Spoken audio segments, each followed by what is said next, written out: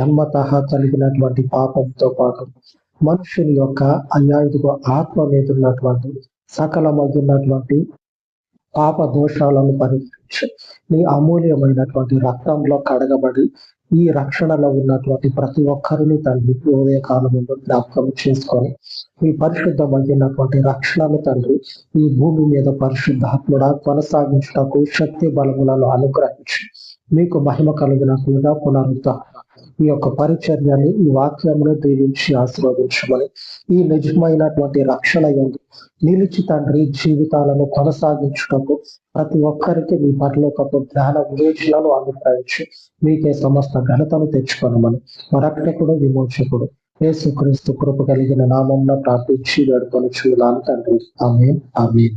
సర్వోన్నతుడైన మన దేవుని కృప నిత్యము మనకు కూడా కాక ఆమేన్ ఆమేన్.